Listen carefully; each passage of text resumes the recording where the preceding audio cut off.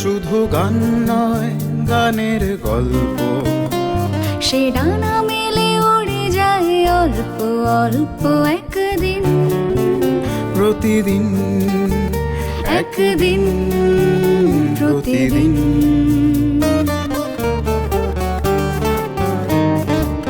কেন সে গান গায় সে কথা অজানা, সে সরসন্ধির সন্ধিতে নিশানা।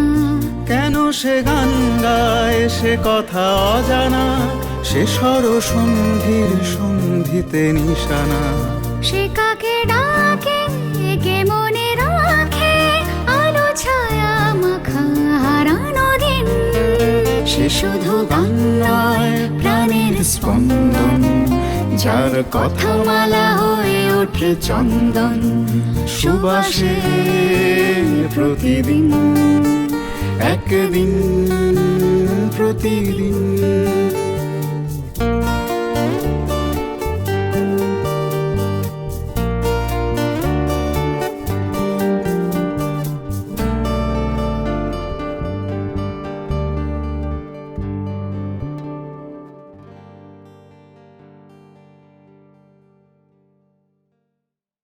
আরো ভালো লাগে বলতে যে পৃথিবীটাই যদি একটা দেশ হতো, তাহলে তার এত কিছু ঝঞ্ঝাটি থাকতো না। এই যে কোটি কোটি ডলার যুদ্ধাস্ত্র তৈরির জন্যে খালি যুদ্ধের পেছনে খরচা হয়, পৃথিবীতে কোনো সমস্যা থাকতো না এই খরচাটা না থাকতো। যুদ্ধ বিমান কিনলে অ্যাওয়ার্ড পাওয়া যায়।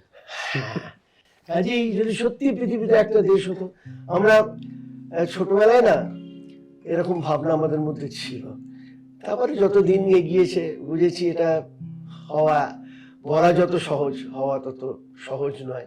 আর একটা খুব সত্যি কথা, সেটা হলো এটা হেমাঙ্গদার গানের মানে কথার সূত্র ধরে বলতে ইচ্ছে করে। আমাকে অনেকে জিজ্ঞেস করেন যে গণসঙ্গীত আর স্বদেশ প্রেমের গান এ দুটো তফাৎ কি। হেমাঙ্গদা বড় একটা ভালো কথা বলেছিলেন যে স্বদেশ প্রেমের ধারা, স্বদেশ সঙ্গীতের ধারা যখন গণচেতনার মোহনায় গিয়ে মেশে, তখন গণসঙ্গীতের জন্ম, আন্তর্জাতিকতাবাদের জন্ম। অর্থাৎ জাতীয়তাবাদ বাদ দিয়ে কিন্তু আন্তর্জাতিকতাবাদটা নয়। এবং পৃথিবীর বিভিন্ন দেশে ঘুরে দেখেছি, সমাজতান্ত্রিক দেশও, কিউবাতে, ভিয়েতনামে, রাশিয়াতে, যে সেই সব জায়গাতে তারা কিন্তু দেশকে এগিয়ে রাখে, তারপরে আন্তর্জাতিকতাবাদের। তাদের কিউবায় গিয়ে দেখেছি কাস্ত্রোর ছবি, চের ছবি আগে টাঙানো, তারপরে লেনিনের ছবি। এই যে একটা জায়গা, এবং এই যে আমি এটাকে খারাপ কথায় বললে বলতে হবে যাত্রাভিমান, কিন্তু যাত্রাভিমান না, প্রত্যেক দেশের তো আলাদা আলাদা কিছু সংস্কৃতি থাকে। আগে ঘর থেকে পাড়া, পাড়া থেকে 100 বার।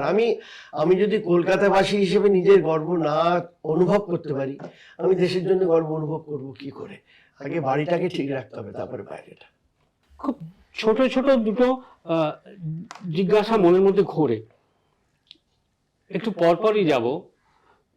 একটা হচ্ছে যে এই যে সার্থকতা না সফলতা, সেটাকে তুমি যেভাবেই দেখো, আজকের তুমি বা এতদিনকার যে জার্নি, সেই সার্থক হওয়া যে রাস্তাটা, সেটা কি কোনো ফেলিওরিটি বা কোনো ব্যর্থতা থেকে তার জন্ম?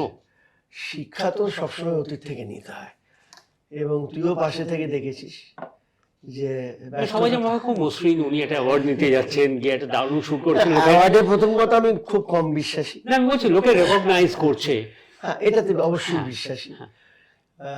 ওই সেই পথ চলা শুরু হলো কবে থেকে? রক্ত, ঘাম আর আদর মেখে, ওই গানটার প্রথম লাইনটা এটা ছিল যে রক্ত ঝরিয়ে, ঘাম ঝরিয়ে, আক্ষরিক অর্থে আবার মানুষের আদর পেয়ে সেই পথ চলাটা শুরু হওয়া। ফেলিওরটা মানুষ দেখতে পায় না, কিন্তু যে কেউ যতটুকু করতে পারে, যে যতটুকু, তার পেছনে হয়তো failure is the pillar of success কথাটা বলে অনেকে মজা করে বলে এলটা ডবল এল দেওয়া, শক্তপোক্ত হয়ে গেছে পিলারটা। তা এটা কিন্তু ঘটনা যে না হারলে জিততে শেখা যায় না। আমার নতুন প্রোডাকশন যেটা নামছে, আমি রোজ ফেস করছি, রোজ। আচ্ছা, নতুন প্রোডাকশনের নামটা আমরা একটু শুনি। জমপুরি জমজমাট। জমপুরি জমজমাট। এবং আমার যা যা বলে আবার সেই স্যাটার। স্যাটার, 100% স্যাটার, এবং যা যা বলা এখন উচিত সেগুলো বলবো। এবং ওই আসল কথাটা বলবো যে শিক্ষা চেতনা নেই, চেতনা কিন্তু দূরদৃষ্টি দেয়, সব কিছু চিনতে সাহায্য করে। চেতনা যাতনাও দেয়। চেতনা যাতনা তো দেয়ই, যখন যখন অশিক্ষিত লোকেদের পাল্লায় পড়তে হয় তখন চেতনা যাতনা দেয়, কিন্তু অবশ্যই চেতনাই কিন্তু মুক্তির জায়গা তৈরি করে। এটা বইয়ের কথা নয়, এটা নিজের উপলব্ধির কথা। আর চেতনাটা, শিক্ষার থেকে চেতনা না এলে ভালো খারাপও চিনতে পারা যায় না। এটা একটা সবচেয়ে বড় জায়গা করে আইডেন্টিফাই করব। হ্যাঁ, এবং সেটা করতে গিয়ে সেই কথাগুলো বলতে হবে, সেগুলো মানুষকে, ছোটদের বলতে হবে। আমরা তো পচে গলে গেছি, আমাদের সমাজের এখন যে অবস্থা, দুর্গন্ধ বেরোচ্ছে, শত ওই স্প্রে করলেও ওই দুর্গন্ধ যাচ্ছে না, একদম ওরকম কোনো পারফিউম এখনো বেরোয়নি। কাজেই নতুন যে প্রজন্ম, তাদেরকে যদি আমরা না শিক্ষিত করতে পারি তাহলে কিন্তু মোটামুটি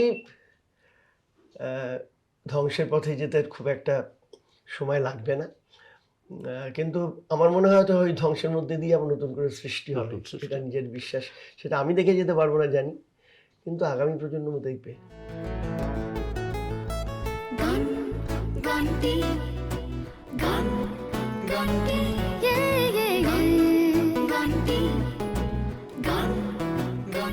আর একটা জিনিস যেটা, এটাও খুব জানার, এটা আমার মনে হয় সব মানুষের কাছেই এই বার্তাটা পৌঁছানোর দরকার। ধরো কল্যাণ সেন বরাট বলছি, সে যাই হোক, সেটা একটা ঘরানা। তার কম্পোজিশন, তোমার আজকে কম্পোজিশন যদি বলো, তোমার আজকে শুধু কম্পোজার হিসেবে না, তোমার যে কম্পোজিশনের মধ্যে বা তোমার যে কাজের মধ্যে যে একজন কম্পোজার, সে একজন নির্দেশক আজকে হয়ে দাঁড়াচ্ছে, যে মাল্টিটাস্কিং যেটা আমরা দেখেছি দীর্ঘদিন ধরে, এটা কোনো রকমভাবে মানে বালখিল্য কথা নয়, যে একটা মাল্টিটাস্কিং যে দেখছি, তার প্রত্যেকটা পরতে পরতে পরতে পরতে একটা সেন্সিবিলিটি মিশে রয়েছে। এই সব মিলিয়ে একটা ঘরানা তৈরি হয়েছে। এই পরম্পরার উত্তরসূরি কারা হতে পারে? আসলে আমার তো মানে jack of all trades master of none, সব কিছু খুঁটে খুঁটে খেতে গিয়ে কোনোটাই খুব ভালো করে শেখা হয়নি। কিন্তু এটা ঠিক যে কোয়ার করতে গেলে এছাড়া দ্বিতীয় কোনো অপশানও থাকে না।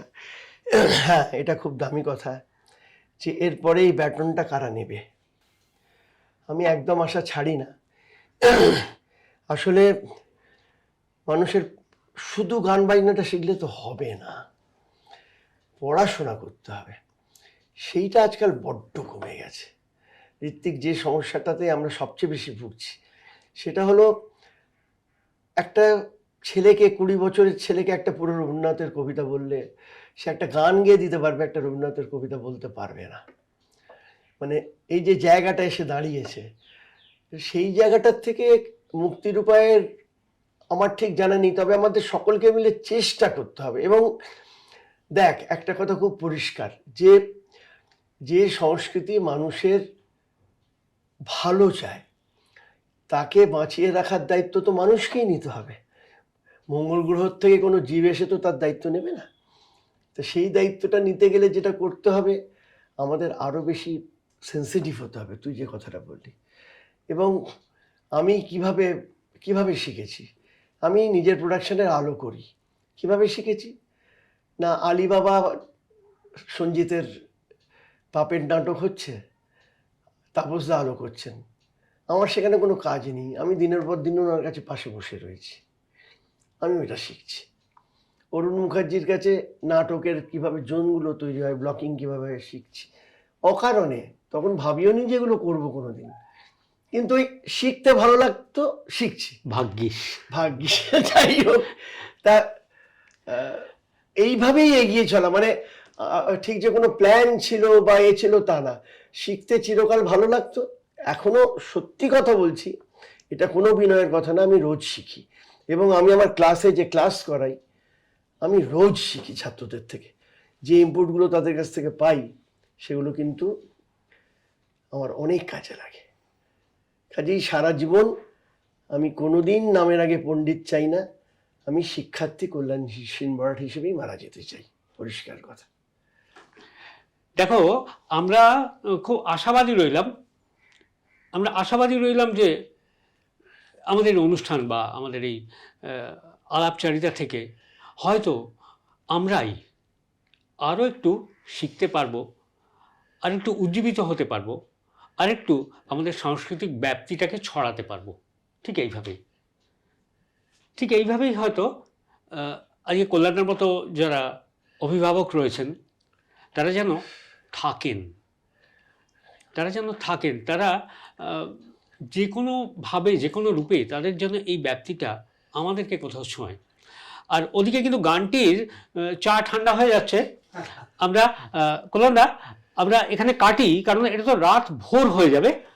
আসলে তোর সঙ্গে বসলে না একদম পরিষ্কার, এটা 2 দিন টানা যদি হয় 48 ঘন্টা, তাহলে গল্পটা শেষ হতে পারে, কাছাকাছি, পুরো শেষ হবে না। তাহলে আমার একটু জানা হয়, একটু পড়াশোনা হয়। আচ্ছা, আমি একটু অভিষেককে ডাকবো, যে লুকিয়ে আছে এতক্ষণ ধরে। Abhishek Ganguly, independent film maker, আর সিনেমা ফর কজ নিয়ে যে অনর্থক কাজ করে চলেছে। অভিষেক, আমাদের এই মহিরুহর হাতে আমাদের সামর্থ্য অনুযায়ী একটা গাছ, যদি এই গাছটাকে বাঁচিয়ে রাখা যায়। আমি ফ্রেমে অবশ্য নেই, যাই হোক, কিন্তু না, যেটা সবচেয়ে ভালো লাগলো কল্যাণদার, আমি লেপেলেরও কাছে এসে গেছি, সেটা হচ্ছে বহু গুরু থেকে এই গুরু তৈরি হয়েছে, যেটা শুনলাম। বাহ, দারুণ। হ্যাঁ, এই যে অরুণ মুখার্জির কাছ থেকে জোনিং, তাপসদার কাছ থেকে লাইটিং, এই যে বিভিন্ন মানে সমষ্টি যোগে আজকে এই শিক্ষার্থী কল্যাণ সেন বরাট তৈরি হয়েছে, এটাই কিন্তু শিক্ষণীয়। আমার মনে হয় এটা একটা দারুণ সাইনিং অফ হলো আমাদের এপিসোডের। থ্যাংক ইউ ভেরি মাচ কল্যাণদা। এই গাছটা থেকে আমার মনে হয় আরো অনেক ময়ূরও তৈরি হবে। হ্যাঁ, এটাকে বাঁচিয়ে রাখুন, সেইটাই সবচেয়ে বড় বাঁচানো।